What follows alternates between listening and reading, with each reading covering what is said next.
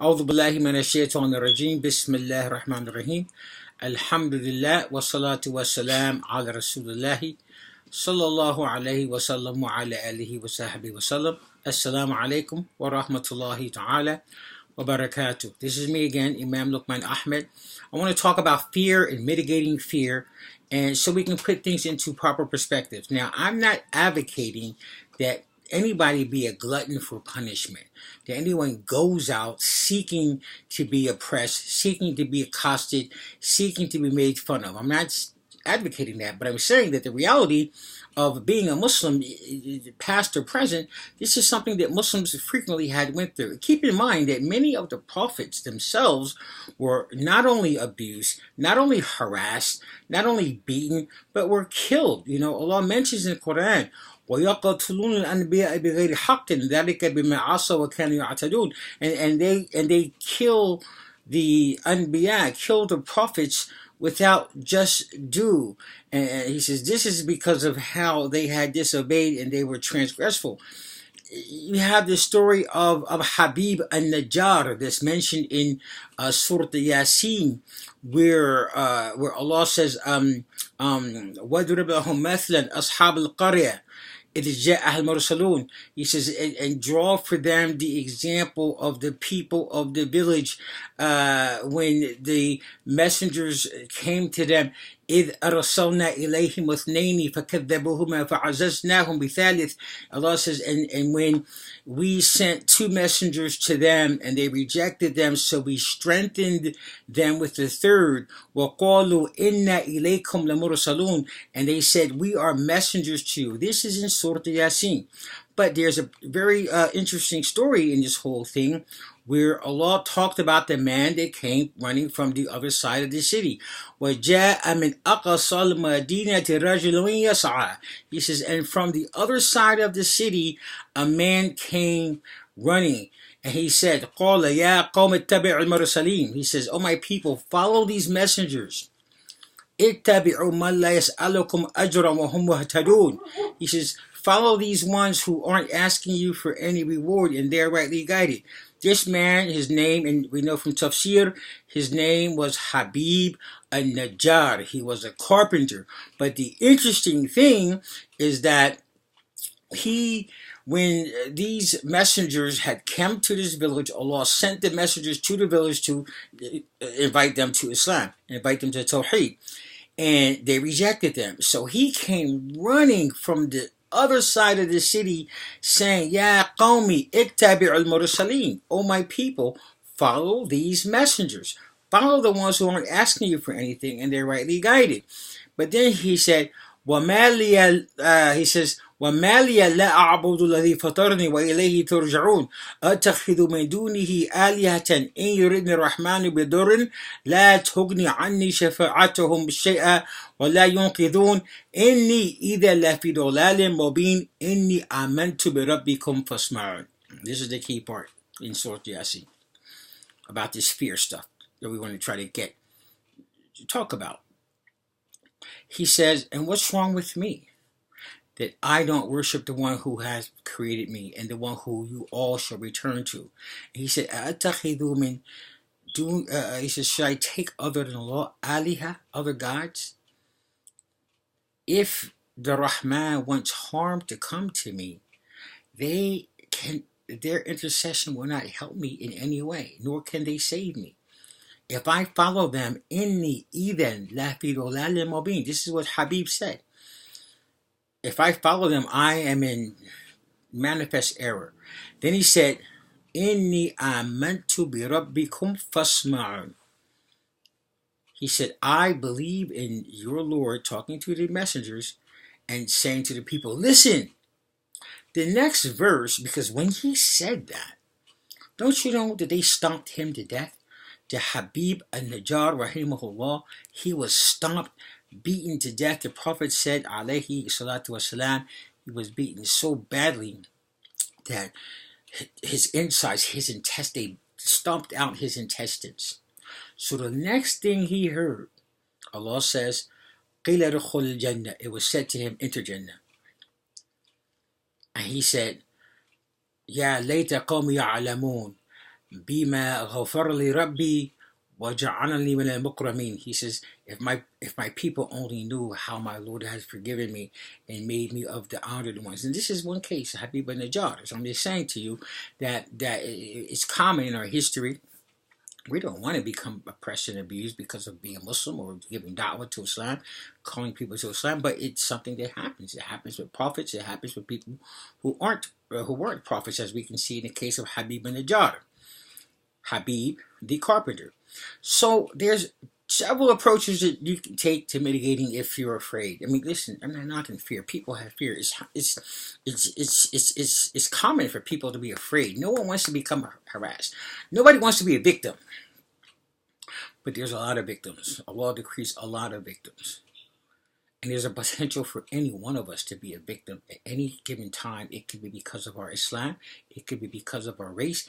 It could be because of no other reason except that you got crazy people. So how do we mitigate fear in Islam as Muslims? Standing out as a Muslim, how do you mitigate? There's different models that I want to tell you about, okay? The first model is the Bilal model. Bilal model. The Bilal, who was a slave during the time of the Prophet ﷺ, and they were punishing him. They were putting adab on him. They were torturing him for his beliefs.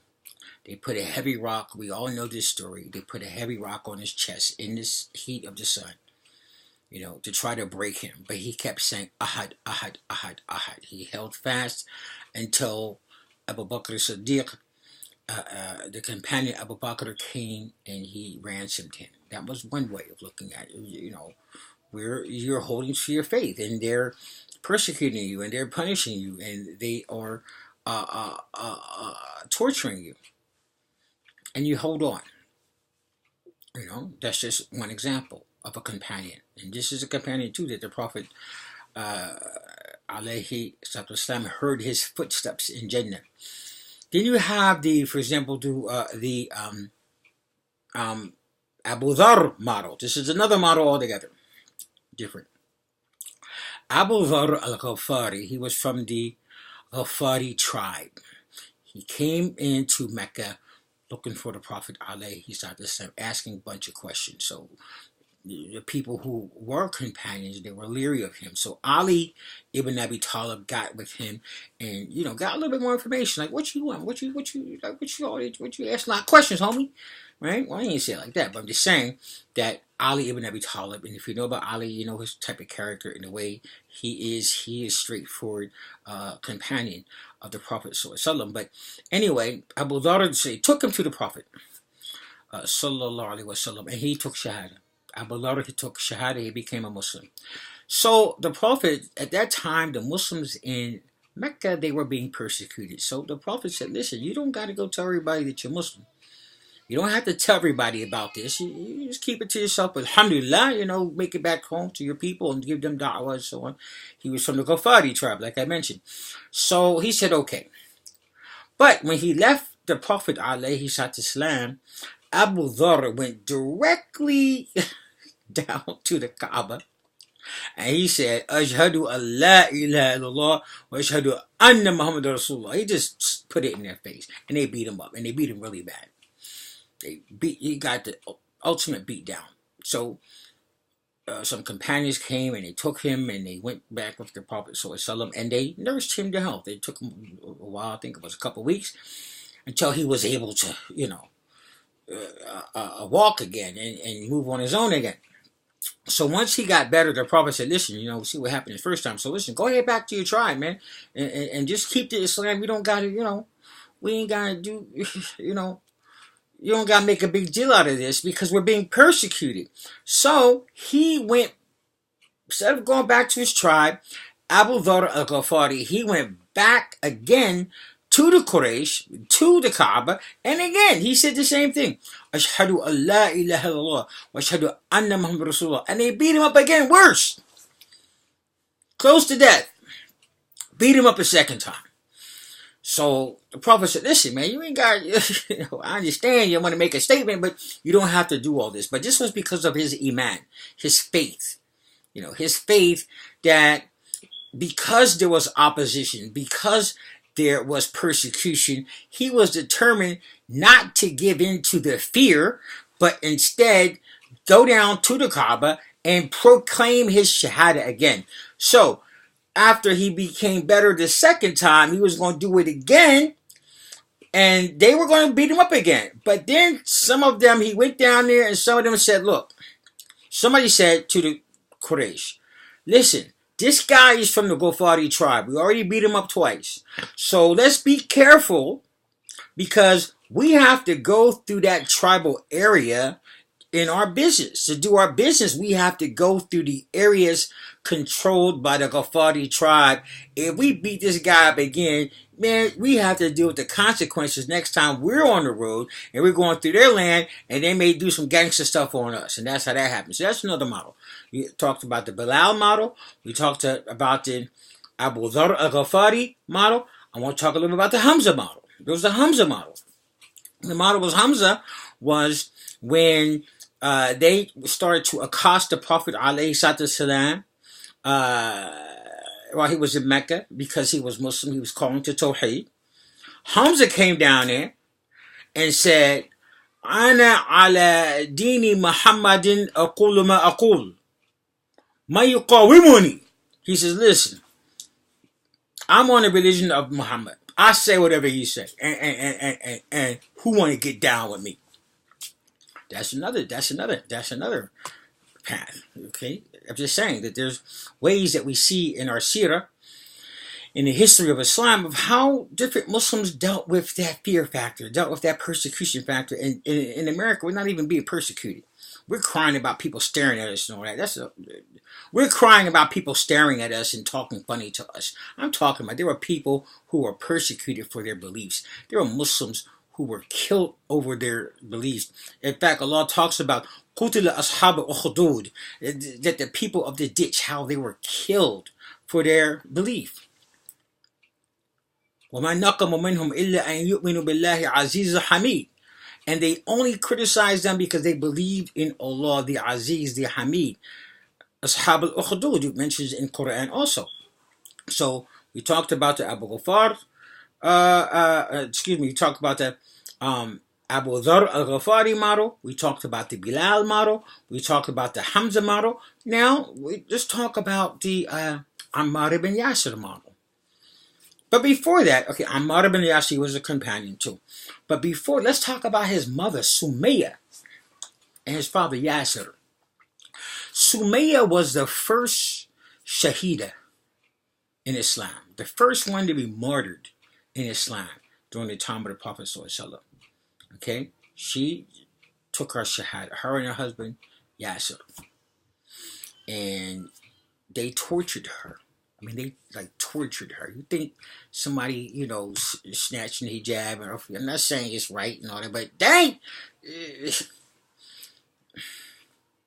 that's nothing compared to what some of other believers had to go through, who died holding on to La ilaha illallah. I'm not saying you go out there and subject yourself to death, but I just want you to understand the seerah, the history, our history as Muslims, when it came to opposition because of our faith.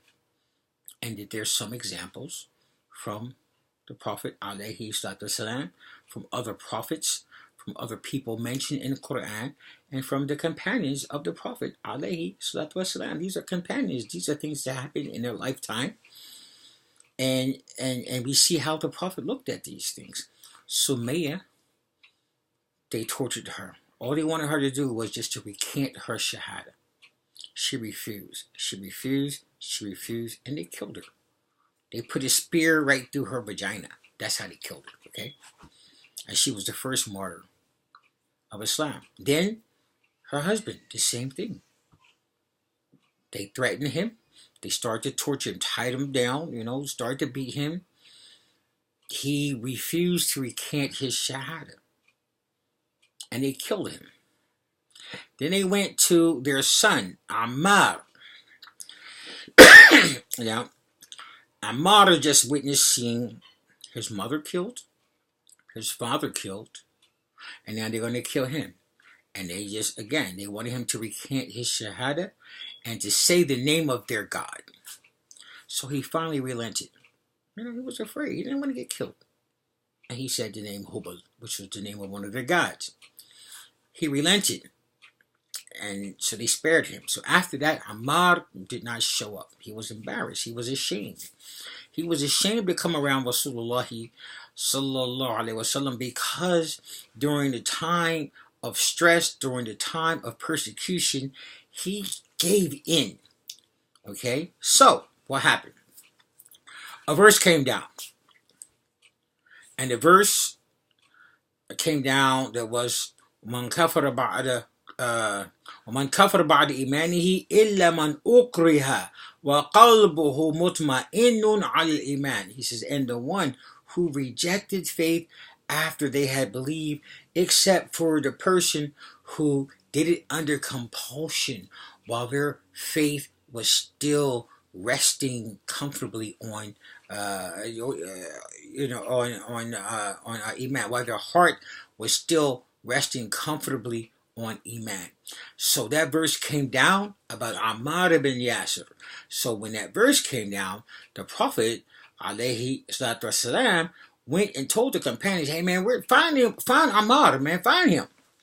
And they found him and they brought him to the Prophet sallallahu. Ammar was like, still embarrassed. So, but he showed him, he said, listen, Ammar, this verse came down about you. Well, Allah is saying, hey, ومن كفر بعد إيمانه إلا من أكره وقلبه مطمئن على الإيمان.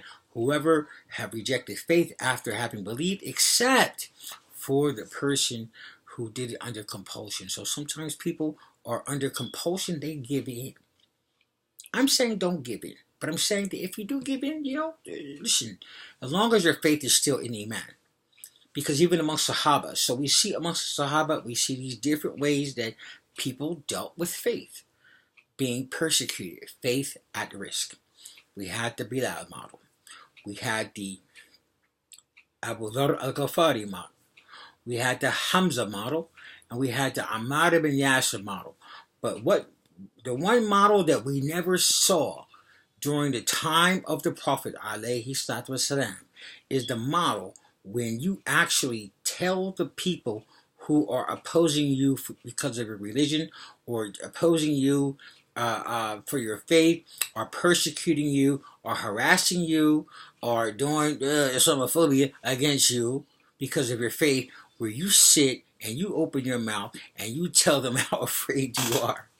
That model don't exist in the Sunnah. Ain't no Sunnah for that. That's new stuff. And that's not what we're supposed to do.